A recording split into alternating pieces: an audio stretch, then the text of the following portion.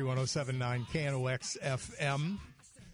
I did that for a very specific reason. I knew I'd get a smile out of the face of my guests in studio this afternoon because they are, shall we say, senior representatives of Rydell. Seriously, gentlemen, both of you have a lot of experience. Craig and Jim in studio with me. Good afternoon. You can go ahead and pull that microphone and go ahead and say just a few things. Say hi, say how you doing, where you from, how long you been doing this. Well, my name is Jim Warmack, and I've been working for the Rydell company for over 40 years in the sales department, and I'm from East Grand Forks. And I'm Craig Croker. I also live in East Grand Forks. I've been with Rydell since 2006, been selling cars in town here since 1986. Okay. Well, just a while there. Yep. Been there.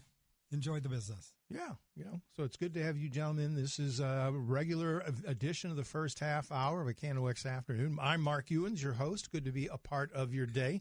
And as always, there's a lemonade stand with brownies and Rice Krispie bars, 201 Conklin. There you go, in Riverside.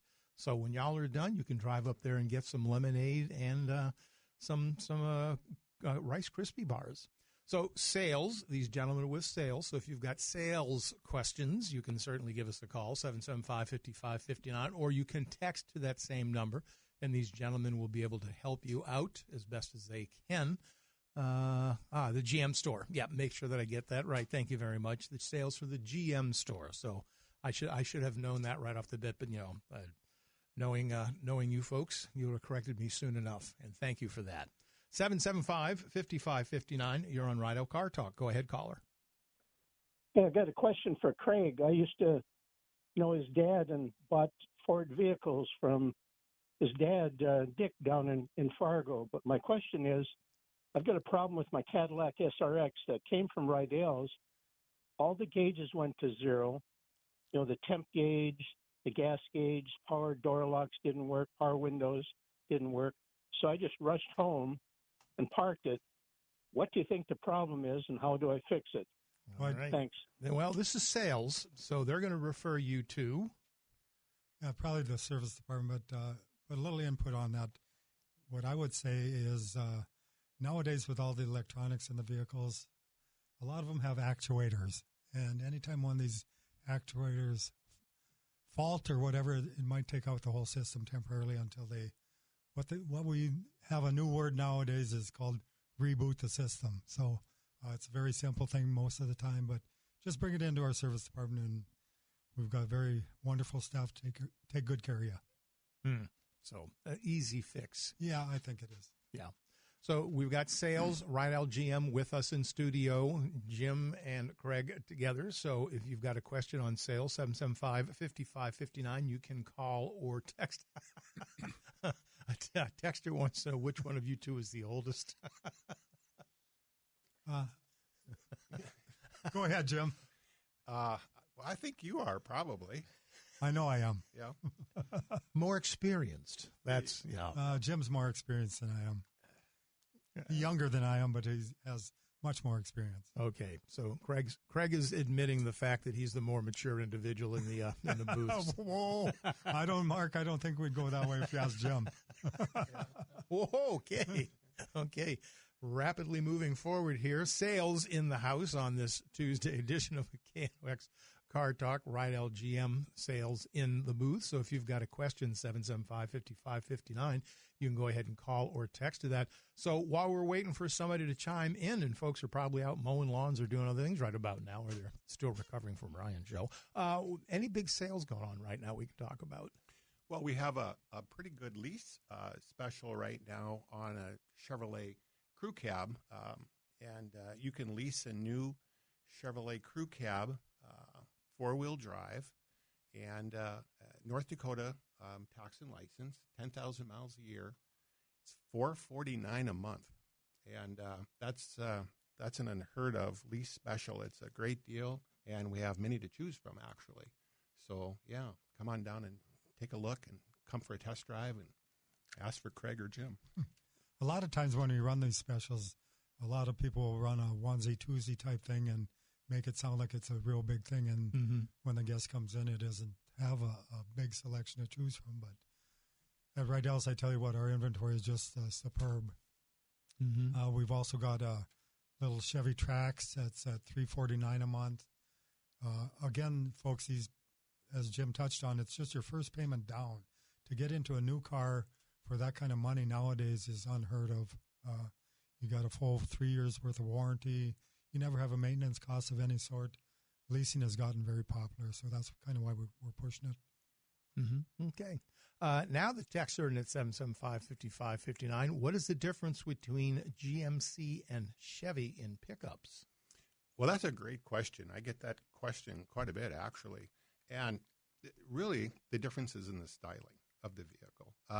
Chevrolet has its own style, I guess you'd call it, and GMC has their own. Now, if you're behind the wheel of a Chevrolet or a GMC, the only way that you know which model you're driving is looking at the horn cap, because the horn cap will have the Chevrolet emblem or the GMC. Mm-hmm. Of course, if you get outside and walk around the vehicle, there are styling cues on the GMC and the Chevrolet. But really, that's about it. It's the styling of the vehicle. I think probably years and years ago, before I got into the business, there were more differences than a Chevrolet and a GMC. You can get a GMC in the Denali model, which is the top GMC pickup. And now Chevrolet has the High Country, which is very, very similar as far as options and price and that go. But back in the day, I think the GMC was probably a more of a luxurious type, if you can say that, probably back in the 40s and 50s. But it's styling now. Yeah. Okay. I had an old fellow tell me, this is years ago, he says, well, you know the difference between a GMC and a Chevrolet? And I said, well, I kind of have a pretty good idea. He said, I bet you don't know this one. I said, what was it? He says, when they built the GMCs, they used lock washers. Chevrolets, they didn't. So interesting. I mean, hopefully I think that was a joke, but that was his take on it. But one rattled loose faster than the other. But I think the other thing, and to Jim's point too, why a lot of people think the GMC is a little more expensive truck than the Chevrolet.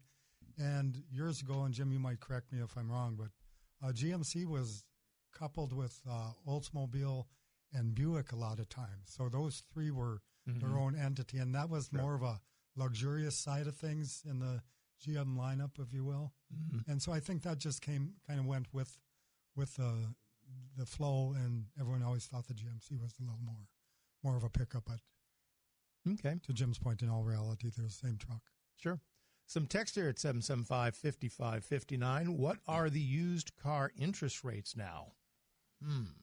Well, that's all up to you. It's up to the guest. It depends on down payments. It depends on the price of the vehicle. It depends on your past credit. And that's how the rates are dictated. They have been starting to come down a little bit. Right after COVID and everything, it was a little high. I think they're in that 10% range. But we're seeing, we're seeing 5-6%. Maybe if you got a big down payment, maybe they can bite and scratch with the bankers for a little bit less rate. But the nice thing that Rydell's does is we go through 5-6 different lenders, and we make them earn our business also. So a lot of people think, well, gosh, you send it to 5 different banks, that's really going to hit my credit. But when you do an auto loan request, it all counts as just one inquiry. So, we're very competitive when it comes down to the rate. Actually, I will repeat every day that I'll guarantee we can beat anyone's rate because we are that big and we are very competitive. One other thing, too, to remember is the newer the vehicle, typically, the lower the rate.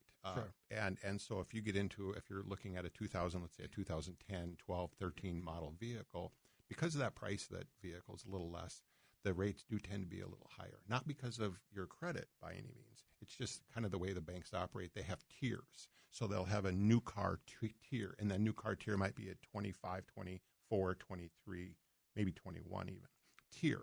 And then it tiers down, and as it tiers down, the rates do go up a little bit. Not because of a person's credit or anything like that. Okay, a text to 775-5559, Silverado or Sierra, is one better than the other? I don't think so. I couldn't find the difference in either one of them. They each have their own trim levels that parallel each other. So, to Jim's point earlier, the High Country and the Denali are the same truck. I think it's just more personal preference. Sure. Yeah. For me to go and buy one, if I had to buy one today, I could just walk down the line and whatever price worked out for me, I would buy it. It wouldn't matter whether it's GMC or Chevrolet. Yeah, sometimes GM has different rebate, deals, and so I will suggest to a guest, we'll take a walk out on the lot, see what grabs them color-wise, option-wise, but something to take into consideration is Chevrolet and GMC's rebates don't always mirror each other, so sometimes there's pretty good deals on a new Chevrolet, and sometimes there's probably pretty good deals on Sierra. Sometimes it's the same, but I always will let my guests know what the rebate structure is and kind of guide them that way. If they got to have a Chevy, great. Mm-hmm. But you want to show them the differences here, and a lot of times people will go with whichever one is less money. Sure. 7. Oh, go ahead. I'm sorry, and I think the manufacturer dictates that a lot of time too. Oh, sure. Is they will look at the surplus of GMC or the surplus of Chevrolet, and according to that, maybe in the next quarter or whatever the case may be, you might find some of that. But another interesting point in that regards, real quick, is say you trade in a GMC on a GMC, there's an additional rebate. You trade a Chevy in on another Chevrolet, there's that what they call loyalty money. Yeah. Okay. So whereas if you trade a GMC on a Chevy, then you're going to obviously lose that loyalty money. Sure. 775-5559, you're on Rydell Car Talk. Go ahead, caller. Hi, Mark. Hey, guys. Hello. I've always heard a body man once told me this, who did body work. He was old school, but he said that the GMC trucks have like all steel, like front bumpers, and then the Chevys didn't. So I don't know if there's any truth to that, but I mean, most bumpers now are hidden behind plastic, but he said GMC had the all steel, chrome bumpers on the front.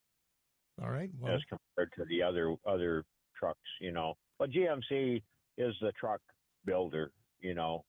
And well, let's see what these folks. Thanks for the call. That's an interesting question. They may, it's sales, but yeah. Well, it could have been, years ago before Craig and I got into the business. I'm not a body man, so I don't know, but I do know that the bumpers on the current models and the models that are 10, 20 years old are pretty much the same. They're a steel with a chrome overlay, on them, and I don't know if one's any heavier than the other, but it's the styling's different. But I believe that they're in this day and age they're all the same. There's safety standards too. So true of change. So that's where it becomes into play. I think they're pretty much the same nowadays. But again, to Jim's point, maybe in the older days that might have been the case. But nowadays, with the safety being such a big issue with the vehicles, I think they're pretty much the same. Okay, some text at 775-5559. I'm going to buy a new camper that has gross weight of about 11,000 pounds. What truck would you recommend I get? Well, I always tell my guests that more is better than less. Okay, so I would definitely look at a 3/4 ton pickup. I would also visit with the dealer that I'm buying my camper with and ask them what their experience is. But the 3/4 ton would more than handle that camper. I don't know if he's buying like a gooseneck type trailer or a bumper one, but I always let my guests know that heavier is better than lighter. We have sold people vehicles that they insisted that it would pull their camper. And they were a little disappointed sometimes when they get up into up the hills and the mountains, and so I always recommend a heavier truck if possible. It'll pull better, it'll handle the weight better, and I just think that they would be much happier with a heavier truck. So I would definitely say a 3/4 ton pickup. Yeah. And the other thing that to guide you with that is, at your camper dealer, they also on the tongue of the camper itself has what they call a GVWR, gross vehicle weight rating, and then you can match that up with our truck. And if you really want to fine tune it to get the optimum drivetrain, to Jim's point, whether you go 1 ton, 3/4 ton, and sometimes maybe you can even get into a 1/2 ton if it's got the right gearing, if it's got the right engine, and so forth. Okay. A text to 775-5559. Why does GM paint always fade? Clear coat comes off just early. It's been that way since the 80s. I'm going to say that's because it was built on a Friday. No, I honestly don't know the answer to that. I remember when I first got into the business in '85, GM had a very popular light blue paint and a silver paint. Maybe some of you old timers remember that color, the lighter blue and the silver. Those were the two colors back in the 80s and maybe even early 90s that I think GM had a little issue with. I can't tell you scientifically why that was, why it peeled or why it faded. But I know what he's talking about. Yeah, well, the weather up here is pretty tough on vehicles, too, and that includes the paint, the exterior.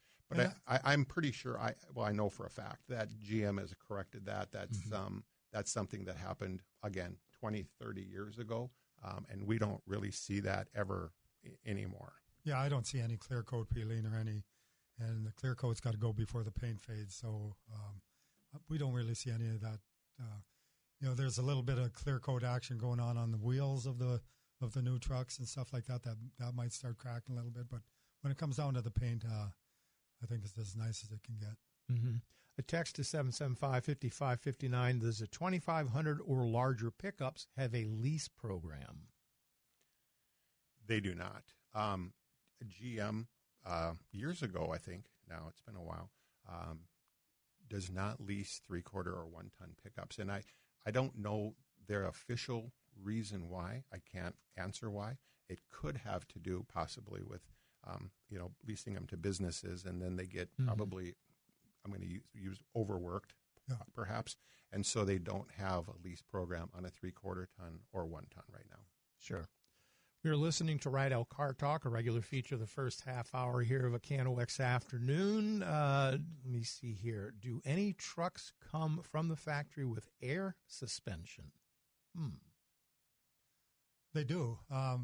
Not so much the trucks, but our full-size SUVs do. They have an air ride to them. But as far as the trucks, if you want any air ride suspension of any sort, we can put in airbags and that sort of thing, getting into that whole different suspension thing. But that's done at the dealer itself. Okay. I know you both have had repeat customers, but what is the longest running customer and how many vehicles roughly? Ooh. Oh boy, I'm on my 3rd generation of people now, so I don't know how I could dictate that, but I just had one this morning that they bought their last car from me in 1987, and they've been buying cars from me ever since. So I think they said they're on their 14th car, something like that. But I've sold their kids and their grandkids' cars too. So yeah, it's just, I tell you what, I'm beyond the retirement age, and people ask me, well, why aren't you retired yet? And I tell you what, in the car business, if you've been there any length of time, you build such a wonderful relationship with so many people, and for me, it's going to be hard just to walk away. These guests, if you take care of them, they become your friends, and it's just so hard. You have a relationship that's, it's like, hey, I'm done with you, friend. Adios, and it's not that easy. And Jim and I put our time into, and we've earned that. And now the job is, I'll admit, I don't really work that hard anymore. I don't really call it a job because we have all our repeats and referrals, and we love even taking on new people. We do help out the younger generation there at the sales department and stuff like that. But it's such a rewarding business if you can make it the first 4 or 5, maybe 6 years, then and just do a good job at it and follow up on your customers. It's a heck of a good career. Okay, as our time draws to a close here, do your guests ever see a time in which new vehicles will price themselves out of reason? New Suburban's over $100,000. Well, that's a cheap one. Go ahead, Joe. Well, they can't. The simple, they can't. The GM's got to keep the factories running, employ all the people that they do. That's why these lease, GM's come up with these lease programs on these pickups and stuff for $449. You can lease a new tracks for $349. So do things get expensive? Absolutely, they do. But they also build many vehicles that are affordable for everyone. And there's many different ways to finance. There's many different ways to lease. And Craig and I would be happy to discuss that. But I think the short answer is no, they won't, because they can't.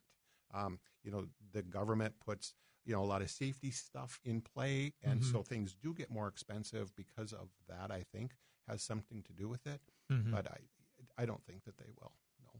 Okay. Are the wheel wells on a new truck guaranteed still to rust out in 3 to 5 years? Smiley face. Yes. No. What's changed now, and what I've seen so far, is they've got a new inner liner fender. Fender liner. It's made of a felt type thing that's guaranteed for, I guess I don't know what the warranty is on that, but yeah, you look at any, you can pick GM, you can pick up pretty much any make, and if it isn't properly taken care of, you're going to get that rust. But I've got an older Chevy, and I know the guy, I sold it new and to the fella, and I knew how he took care of it, and it doesn't have a bit of rust on it. So it's just a matter of, I tell you what, you got to maintain them, and you got to keep them clean nowadays with what's on the roads and stuff. But all in all, I think they all rust if you don't take care of them. I know this is the GM shop we're talking to, but of course somebody needs to know, Civic or Corolla? Jeez. Come on, guys. Hey, I've had them both for my work cars. I've had both a Corolla and I drive a little Honda Civic now too. And see, I don't have to worry about that because I'm too big. I can't get in either one of them. So, we'll let that go right now. I bought over 200 used cars from Alvis Amble. Is he still there? No, unfortunately, Alvis has since gone on to the great car shop in the sky. So, yeah, he was a heck of a man. Yes, he was. Yeah. Well, anything you want to say here as we wrap this up, gentlemen? No, not really. It was fun to be on air and answer questions. And I do invite, though, people, if you have questions about a car or a financing question or anything, you can stop by Rydell's and visit with Craig or myself. We're always bopping around on the showroom floor, so invite anybody that wants to stop by and visit and have one of those delicious cookies that we were so famous for over there, and see us, either one of us. Yeah. And the only thing I'm going to leave people with is, no, I am not retired, and I see guests come in and say, "Oh, I thought you've been retired a long time ago," but no, I'll just pass that on. That no, I'm still there, and been more than happy to take care of you. All right, that's all I've got. Jim, Craig, thank you all both for being here today on this Rydell Car Talk GM Sales Department. Thank you, Mark. So thank you all very much.